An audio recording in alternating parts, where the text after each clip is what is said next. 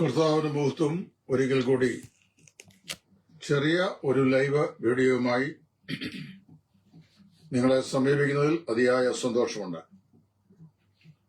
ഒരു വ്യക്തി വീണ്ടും ജന്മം പ്രാപിച്ചു എന്നുള്ളതിന്റെ വ്യക്തമായ തെളിവുകൾ എന്തൊക്കെയാണെന്ന് പല ആളുകൾ പല പ്രാവശ്യം എന്നോട് ചോദിച്ചിട്ടുണ്ട്. How can A person know that he is really born again? ഒരു വ്യക്തി ശരിയായി വീണ്ടും ജന്മം പ്രാപിച്ച ആളാണെന്ന് എങ്ങനെ ഒരാൾക്ക് അറിയാനായിട്ട് സാധിക്കും? യോഹന്നാൻ തന്റെ ലേഖനത്തിൽ, യോഹന്നാന്റെ 1-ാം ലേഖനത്തിൽ ഒരു വീണ്ടും ജനിച്ച ദൈവവേദന്റെ വീണ്ടും ജന്മത്തിന്റെ തെളിവുകൾ എന്തൊക്കെയാണെന്ന് വളരെ പരിമിതമായ വാക്കിൽ പറഞ്ഞിട്ടുണ്ട്. അത് സൂചിപ്പിക്കാനാണ് ഇപ്പോൾ ഞാൻ ആഗ്രഹിക്കുന്നത്. കൊരിന്ത്യർക്ക് എഴുതിയ 2-ാം ലേഖനം 5-ാം അധ്യായത്തിന്റെ 17-ാം വാക്യത്തിൽ അവിടെ അപ്പോസ്തലനായ പൗലോസ് ഇങ്ങനെ പറയുന്നു: if any man be in Christ Jesus he is A new creation. ഒരുവൻ ക്രിസ്തുവിലായാൽ അവൻ പുതിയ സൃഷ്ടിയാകുന്നു. ഒരു വ്യക്തി കർത്താവായ യേശുവിനെ രക്ഷിതാവും കർത്താവുമായി ഹൃദയത്തിൽ സ്വീകരിച്ചു കഴിയുമ്പോൾ അവന്റെ ജീവിതത്തിന് ഒരു വലിയ പരിവർത്തനം ഉണ്ടാകുന്നു. അതോടെ അവന് പുതു സൃഷ്ടിയായി മാറ്റപ്പെടുന്നു. നമ്മൾ സാധാരണ പറയും, നമ്മൾ കഴിഞ്ഞ ദിവസം കണ്ട അതേ ഐഡന്റിറ്റി തന്നെയാണ് ഇപ്പോഴും കാണുന്നത്. പിന്നെ എങ്ങനെയാണ് ഈ പുതു സൃഷ്ടി എന്ന് പറയുന്നത് മനസ്സിലാക്കാൻ സാധിക്കുക? അതിലേക്ക് 6 തെളിവുകൾ ഞാൻ ഇവിടെ നൽകുവാൻ ആഗ്രഹിക്കുകയാണ്. അതിൽ 5 തെളിവുകളും യോഹന്നാന്റെ 1-ാം ലേഖനത്തിൽ നിന്നും, ഒരെണ്ണം റോമാലേഖനം 8-ാം അധ്യായത്തിന്റെ 5-ാം വാക്യത്തിൽ നിന്നുമാണ്. 1, വീണ്ടും ജനിച്ച ഒരു വ്യക്തി യഥാർത്ഥമായി വീണ്ടും ജനിച്ചിരിക്കുന്നു എന്നുള്ളതിലേക്ക് യോഹന്നാൻ നൽകുന്ന വ്യക്തമായ 5 തെളിവുകൾ. Number 1, it does not continue in sin. അതായത് ദൈവത്തിൽ നിന്ന് ജനിച്ചവൻ ആരും പാപത്തിൽ തുടരുന്നില്ല. അവിടെ മലയാളം ബൈബിളിൽ പാപം ചെയ്യുന്നില്ല എന്നാണ് എഴുതുന്നത്. അത് ഇറ്റ്സ് എ ട്രാൻസ്ലേഷണൽ മിസ്റ്റേക്ക്. കാരണം നമ്മൾ രക്ഷിക്കപ്പെട്ട ശേഷവും വാക്കിനാലോ ക്രിയയാലോ ചിന്തയിലോ ഒക്കെ ഒരുപാട് തെറ്റുകൾ, പാപങ്ങൾ വന്ന് സംഭവിക്കാറുണ്ട്. അപ്പൊ അതല്ല അതിന്റെ ആപ്റ്റായ ട്രാൻസ്ലേഷൻ.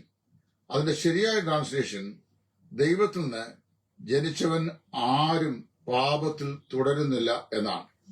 ഞാൻ പലവരും ഇതിനു മുമ്പ് പറഞ്ഞിട്ടുള്ളതുപോലെ വീണ്ടും അതിശക്തമായി ദൈവ വചനത്തിന്റെ പശ്ചാത്തലത്തിൽ പറയുകയാണ്, രക്ഷിക്കപ്പെട്ട ഒരു ദൈവവേദൽ പാപം ചെയ്തുകൂടാ എന്നില്ല. പാപം ചെയ്യാതെ നന്മ മാത്രം ചെയ്യുന്ന ഒരു നീതിമാനും ഈ ഭൂമിയിലില്ല എന്ന് ശലോമോനും പറഞ്ഞിട്ടുണ്ട്. എന്നാൽ ശരിയായി വീണ്ടും ജനിച്ച ഒരു ദൈവവേദനെ സംബന്ധിച്ച് അവൻ വീണുപോയേക്കാം, അവന്റെ ജീവിതത്തിൽ തെറ്റുകൾ സംഭവിച്ചേക്കാം, അവൻ പാപം ചെയ്തേക്കാം. എന്നാൽ അവൻ പാപത്തിൽ തുടർന്ന് ജീവിക്കുകയില്ല. അതായത് പാപം ചെയ്ത ഒരു വ്യക്തി, പാപത്തിൽ വീണുപോയ ഒരു വ്യക്തിക്ക് ആ പാപത്തിൽ തുടർമാനമായി ജീവിക്കാൻ സാധിക്കുകയില്ല. ഇത് ഞാൻ പറയുമ്പോൾ എന്നോട് പല ആളുകൾ ചോദിക്കാറുണ്ട്, പല ആളുകളും ഹാബിച്വൽ സിന്നുള്ള ആളുകളാണല്ലോ. അതായത് സ്വഭാവപരമായി പാപത്തിൽ തുടരുന്ന അവർക്ക് യാതൊരു ലജ്ജയും അതേക്കുറിച്ചില്ല. അപ്പൊ ദിസ് ഓർ ദാറ്റ് ഇങ്ങനെ പറയാറുണ്ട്. അതെങ്ങനെയാണ്?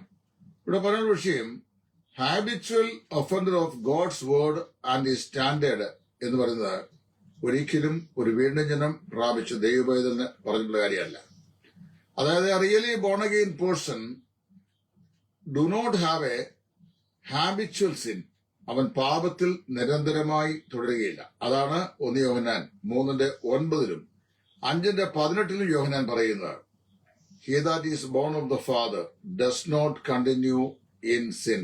ദൈവത്തിൽ നിന്ന് ജനിച്ചവൻ പാപത്തിൽ തുടരുന്നില്ല. 2, യോഹന്നാന്റെ 1-ാം ലേഖനം 5-ാം അധ്യായത്തിന്റെ 4-ാം വാക്യം, 2-ാം അധ്യായത്തിന്റെ 15 മുതൽ 17 വരെയുള്ള വാക്യങ്ങൾ. ഈ വാക്യങ്ങളിൽ ദൈവത്തിൽ നിന്ന് ജനിച്ചവൻ ലോകത്തെ ജയിക്കുന്നു എന്ന് പറഞ്ഞിട്ടുണ്ട്. രക്ഷിക്കപ്പെട്ട ദൈവവേദൻ ലോകത്തെ ജയിച്ച് ജീവിക്കുന്നവനാണ്. അതെന്താണ് ഈ വിക്ടറി ഓവർ ദ വേൾഡ്, ലോകത്തെ ജയിച്ച ജയം? ലോകത്തെ ജയിക്കുന്ന ജയമോ നമ്മുടെ വിശ്വാസം തന്നെ എന്ന് യോഹന്നാൻ പറയുന്നു. ആ വാസ്തവത്തില് do not love the systems and value of this world that has abandoned the value system of God as found in the word of God. അതായത് ദൈവികമായ കാര്യങ്ങളിൽ ദൈവം നൽകിയിട്ടുള്ള മുൻഗണനകളും അതിന്റെ വിലയും മൂല്യവും ഉപേക്ഷിച്ചിട്ട് ലൗകികമായ സംവിധാനങ്ങൾ, ഈ ലോകത്തിന്റെ സമ്പ്രദായങ്ങൾ, ഈ സമ്പ്രദായങ്ങളെ എന്ത് ചെയ്യരുത്? സ്നേഹിക്കരുത്. നമ്മൾ ലോകത്തിൽ ജീവിക്കുന്നില്ല എന്നല്ല, മറിച്ച് ലോകത്തിൽ ജീവിക്കുമ്പോൾ തന്നെ ലോകത്തിന്റെ സമ്പ്രദായങ്ങളെ നമ്മൾ സ്നേഹിക്കുന്നില്ല.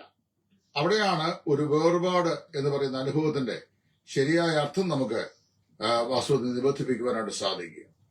ഒരു ബ്രദറുകാരനാണ് അല്ലെങ്കിൽ ഒരു ബന്ധകോസുകാരനാണ് എന്ന് പറയുന്നതിനേക്കാൾ വാസ്തവത്തില് I do not love the systems of this world which does not value the word of God. ദൈവവചനത്തിന് വില കൽപ്പിക്കാത്ത ലോകത്തിന്റെ സമ്പ്രദായങ്ങളെ ഞാൻ എന്ത് ചെയ്യുന്നില്ല? വിലമതിക്കുന്നില്ല എന്ന് പറയുന്നതാണ് യഥാർത്ഥ ലോകത്തെ ജയിക്കുന്ന ജീവിതം. അപ്പൊ രക്ഷിക്കപ്പെട്ടൊരു വ്യക്തി ലോകത്തിന്റെ പാപവ്യവസ്ഥകളിന്മേൽ ജയാളിയായി ജീവിക്കുന്നവനായിരിക്കും, തോൽവിയിൽ ജീവിക്കുന്നവൻ ആയിരിക്കില്ല. അതാണ് രക്ഷിക്കപ്പെട്ടതിന്റെ രണ്ടാമത്തെ അടയാളം. അവന്റെ ജീവിതത്തില് പരാജയങ്ങളുണ്ടാവാം, പക്ഷെ അവരെപ്പോഴും ദൈവത്തിന്റെ വചനത്തിനും ദൈവത്തിനും മൂല്യം കൽപ്പിച്ച് വളരെ സന്തോഷകരമായി ജീവിക്കും. 3, ഹി കീപ്സ് ഹിംസെൽഫ് സേഫ്. അവൻ തന്നെത്താൻ സൂക്ഷിക്കുന്നവനാണ് എന്ന് പറഞ്ഞു കഴിഞ്ഞാൽ he always keep a distance from every appearances of evil.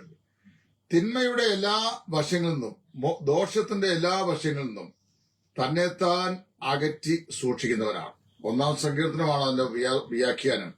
ദുഷ്ടന്മാരുടെ ആലോചന പ്രകാരം നടക്കാതെയും പാപികളുടെ വഴിയിൽ നിൽക്കാതെയും പരിഹാസികളുടെ ഇരിപ്പിടത്തിരിക്കാതെയും യഹോവയുടെ ന്യായപ്രമാണത്തിൽ സന്തോഷിച്ച് അവന്റെ ന്യായപ്രമാണത്തെ രാപകൽ ധ്യാനിക്കുന്ന മനുഷ്യൻ ഭാഗ്യവാൻ എന്നാ പറയുന്നത്. He keeps himself away from evil.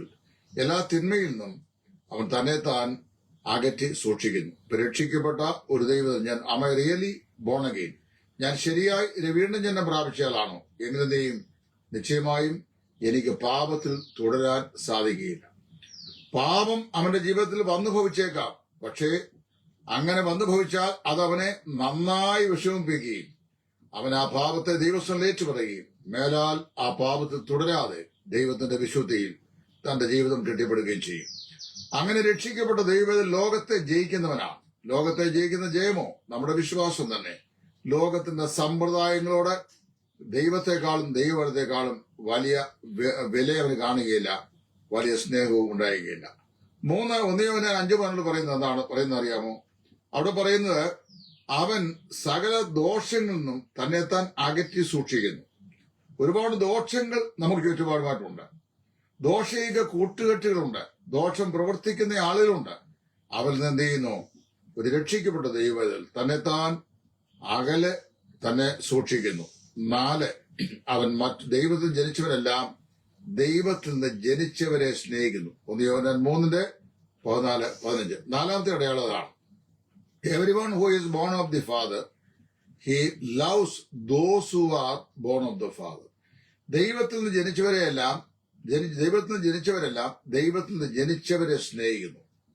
നമുക്ക് വാസ്തവത്തില് അന്യോന്യ സ്നേഹമുണ്ട്. അപ്പൊ മറ്റുള്ളവരെ നമ്മൾ സ്നേഹിക്കുന്നു എന്ന് പറഞ്ഞു കഴിഞ്ഞാൽ ഒരു രക്ഷിക്കപ്പെട്ട ദൈവമേ തന്നെ അന്യനായി കാണാൻ അവന് സാധിക്കത്തില്ല. ഉപദേശപരമായിട്ടുള്ള സ്ലൈറ്റ് വിഷയങ്ങളിലൊക്കെ അഭിപ്രായ വ്യത്യാസം ഉണ്ടായിരിക്കും. പക്ഷേ അതൊരിക്കലും ഒരു ദൈവപൈതൽ എന്ന നിലയിൽ അവനെ അംഗീകരിക്കുന്ന ഒരു ഹിൻഡ്രൻസ് ആയിരിക്കാൻ പാടില്ല. ദൈവത്തിൽ നിന്ന് ജനിച്ചവൻ ദൈവത്തിൽ നിന്ന് ജനിച്ചവനെ സ്നേഹിക്കുന്നു. അത് രക്ഷിക്കപ്പെട്ടവന്റെ 4-ാമത്തെ അടയാളമാണ്. അത് മാത്രമല്ല യഥാർത്ഥ ശിഷ്യത്വത്തിന്റെ അടയാളവുമാണ്. കർത്താവായ യേശുവിനെ സ്നേഹിക്കുന്നവൻ ദൈവത്തിൽ നിന്ന് ജനിച്ചവനാണ്. അവൻ എന്ത് ചെയ്യുന്നു? ദൈവത്തിൽ നിന്ന് ജനിച്ചവരെയും സ്നേഹിക്കുന്നു.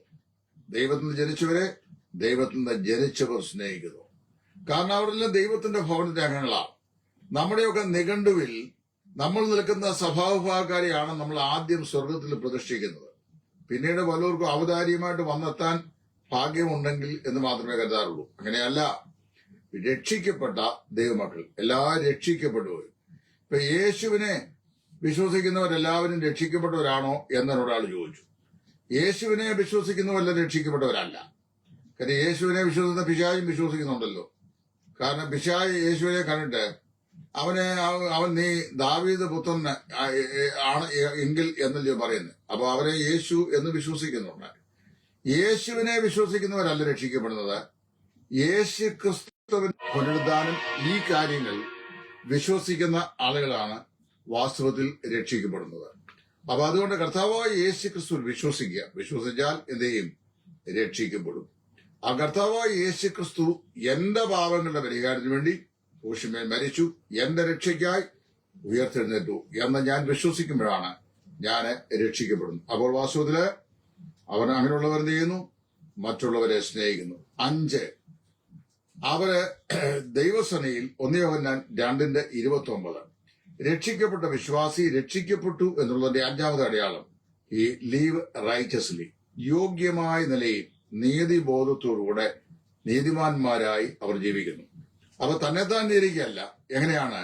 ശരിയായ ചിന്ത, അവരുടെ മനോമണ്ഡലത്തിലെ ചിന്ത, ശരിയായ ചിന്ത, ശരിയായ ജീവിതശൈലി, ശരിയായ ബന്ധങ്ങൾ, ശരിയായ സ്വഭാവങ്ങൾ, അതും ദൈവവചനപ്രകാരമുള്ളത് എന്ന് പറഞ്ഞാൽ ദൈവവചനപ്രകാരമുള്ള ചിന്ത, ദൈവവചനപ്രകാരമുള്ള ജീവിതം, ദൈവവചനപ്രകാരമുള്ള ബന്ധങ്ങൾ, ദൈവവചനപ്രകാരമുള്ള സ്വഭാവങ്ങൾ. ഇത് രക്ഷിക്കപ്പെട്ട ഒരു ദൈവവേദന്റെ ജീവിതത്തിന്റെ രക്ഷയുടെ അടയാളമാണ്. താൻ രക്ഷിക്കപ്പെട്ടു എന്നിരിക്കുന്നതിന്റെ അടയാളമാണ്. ഇനിയും റോമാലേഖനം 8-ാം അധ്യായത്തിന്റെ 5-ാം വാക്യത്തിൽ നിന്ന് ഒന്നും കൂടെ പറഞ്ഞിട്ട് ഞാൻ നിർത്താം. അപ്പൊ വീഡിയോ വളരെ പരിമിത ഒതുക്കമുള്ളതായിരിക്കും. ഹി തിങ്ക് സ്പിരിച്വലി, അവൻ ആത്മീകമായ കാര്യങ്ങൾ എന്ത് ചെയ്യുന്നു? ചിന്തിക്കുന്നു. റോമർ 8:5 ആത്മീകനോ ആരാലും വിവേചിക്കപ്പെടുന്നില്ല. മനസ്സിലായോ? അവൻ ആത്മീയമായ കാര്യങ്ങൾ ചിന്തിക്കുന്നു. For those who live according the flesh set their minds in the things of the flesh. ജഡപ്രകാരം ജീവിക്കുന്നവർ തങ്ങളുടെ മനസ്സിനെ എന്ത് ചെയ്യുന്നു? ജഡപ്രകാരം ചിന്തിക്കുന്നു. For those who live according the spirit the things of the spirit. അതായത് ആത്മാവിനെ അനുസരിച്ച് ജീവിക്കുന്നവർ ആത്മാവിനുള്ളത് ചിന്തിക്കുന്നു. ജഡപ്രകാരമുള്ളവർ ജഡത്തിനുള്ളത് ചിന്തിക്കുന്നു. ആത്മാവിനെ അനുസരിച്ച് ജീവിക്കുന്നവർ ആത്മാവിന് അനുസൃതമായത് ചിന്തിക്കുന്നു. എന്ന് പറഞ്ഞു കഴിഞ്ഞാൽ പൗലോസ് പറയുന്നതിന്റെ അർത്ഥം എന്നറിയാവോ? അവിടെ പൗലോസിനെ പറയാണ്, നമ്മൾ വാസ്തവത്തില് ഈ ഫിലിപ്പിയ ലേഖനം വായിക്കുമ്പോൾ ആവിയാർ സഹോദരന്മാരെ എന്ന് പറഞ്ഞുകൊണ്ട് പൗലോസ് ചില കാര്യങ്ങൾ അവിടെ എണ്ണമിട്ട് പറയുന്നുണ്ട്. അവിടെ വളരെ വ്യക്തമായി ഒരു ദൈവവേദന്റെ ചിന്ത ഏതെല്ലാം കാര്യങ്ങളിലായിരിക്കണം. ഉത്തമമായതിൽ, ശ്രേഷ്ഠമായതിൽ, സത്യമായത്, കനമായത്, നീതിയായത്, നിർമ്മലമായത്, സദ്ഗുണമോ പുകഴ്ചയായത്, ഇതൊക്കെയാണ് നമ്മുടെ ചിന്ത, രക്ഷിക്കപ്പെട്ട ചിന്ത. അപ്പൊ ഒരാൾ ശരിയായി രക്ഷിക്കപ്പെട്ടാന്ന് പറഞ്ഞാൽ അവൻ സത്യമായതൊക്കെയും കനമായതൊക്കെയും നീതിയായതൊക്കെയും നിർമ്മലമായതൊക്കെയും സൽഗുണമോ പുകഴ്ചയായതൊക്കെയും ചിന്തിക്കും. അവന്റെ മനസ്സിനകത്ത് അതാണ് കിടക്കുന്നത്. അല്ലാതെ അയൽവക്കക്കാരന് ദോഷം ചെയ്യുക, കൂട്ടുസുഖം പാരവയ്ക്കുക, പിന്നെ നുണ പറയുക, വ്യാജം പ്രചരിപ്പിക്കുക, ഇതൊന്നും അല്ല അവരുടെ സ്വഭാവം. 6 ലക്ഷണങ്ങളാണ് ഒരാൾ ശരിയായി രക്ഷിക്കപ്പെട്ടിരിക്കുന്നു എന്നുള്ളതിലേക്ക് ഞാൻ ചൂണ്ടിക്കാണിച്ചത്. അതിൽ 5 യോഹന്നാൻ 1-ാം ലേഖനത്തിലാണ്. 1, യഥാർത്ഥമായി രക്ഷിക്കപ്പെട്ടവൻ പാപത്തിൽ തുടർ ജീവിതം ചെയ്യുന്നില്ല. അവന് പാപത്തിൽ തുടർന്ന് ജീവിക്കാൻ സാധിക്കത്തില്ല. ദൈവത്തിന്റെ പരിശുദ്ധാത്മാ അവന്റെ ഹൃദയത്തിൽ വസിക്കുന്നുണ്ട്. അതവനെ പാപ ജീവിതത്തിൽ ജീവിക്കാൻ അനുവദിക്കുകയില്ല. 2, അവൻ ലോകത്തെ ജയിച്ച് ഉള്ള ജയാളിയായ ജീവിതം നയിക്കുന്നു. 3, അവൻ ദുഷ്ടതയിൽ നിന്ന് തന്നെത്താൻ അകറ്റി സൂക്ഷിക്കുന്നു. 4, ദൈവത്തിൽ നിന്ന് ജനിച്ചവരെ എല്ലാവരെയും അവൻ സ്നേഹിക്കുന്നു. 5, അവൻ യോഗ്യമായി നടക്കുന്നു, അല്ലെങ്കിൽ നീതിബോധത്തോടെ നടക്കുന്നു. 6, അവൻ ആത്മീയമായത് ചിന്തിക്കുകയും ആത്മാവിനെ അനുസരിച്ച് നടക്കുകയും ചെയ്യുന്നു. നമ്മൾ അങ്ങനെയാണോ ഈ പറയപ്പെട്ട നമ്മുടെ ക്രിസ്ത്യ ജീവിതം എന്ന് നമ്മെ തന്നെ ശോധന ചെയ്യുക. അങ്ങനെയാണെങ്കിൽ എന്താ സംഭവിക്കും? അത് നമ്മൾ ശരിയായി രക്ഷിക്കപ്പെട്ടു എന്നുള്ളതിന്റെ പ്രത്യക്ഷമായ അടയാളങ്ങളാണ്. അപ്പൊ നമ്മൾ അന്യോന്യം കുറ്റം വിധിക്കേണ്ട. അവൻ രക്ഷിക്കപ്പെട്ടാണോ, ഇവൻ രക്ഷിക്കപ്പെട്ടാണോ, ഞാൻ രക്ഷിക്കപ്പെട്ടാണോ എന്ന് ചിന്തിക്കേണ്ട. ഈ പറയപ്പെട്ട 6 ഗുണങ്ങൾ ഇവനിൽ കാണുന്നുണ്ടോ ചിന്തിക്കുക. അവൻ പാപത്തിൽ തുടരുന്ന ജീവിതം ഇല്ലാത്തവനായിരിക്കുക എന്ന് പറഞ്ഞാൽ പാപം ഒരിക്കലും ചെയ്തു പോകുന്നില്ല എന്നല്ല, പാപത്തിൽ തുടർ ജീവിതം ഇല്ലാത്തവനായിരിക്കുക. ലോകത്തെ അതിന്റെ സമ്പ്രദായങ്ങളുടെ മേൽ ജയോത്സവമായി ജീവിക്കുക, അതിന് മീതെ ജയാളികളായി ജീവിക്കുക. ദുഷ്ടതയിൽ നിന്ന് തന്നെത്താൻ അകറ്റി സൂക്ഷിക്കുക. 4, മറ്റുള്ളവരെ സ്നേഹിക്കുക, അതായത് ദൈവത്തിൽ നിന്ന് ജനിച്ചവരെ സ്നേഹിക്കുക. 5, നീതിയോടെ ജീവിക്കുക. 6, ആത്മീയമായത് ചിന്തിക്കുക. ഈ പറയപ്പെട്ട ലക്ഷണങ്ങൾ ഉണ്ടെങ്കിൽ you are really a born again person എന്ന് നിങ്ങൾക്ക് നിങ്ങളെ തന്നെ തീരുമാനിക്കാൻ സാധിക്കും. അതിൽ പിന്നെ ഭയവും സംശയവും ആവശ്യമില്ല. ദൈവം നിങ്ങളെ ഏവരെയും അനുഗ്രഹിക്കുമാറാകട്ടെ. ആമേൻ.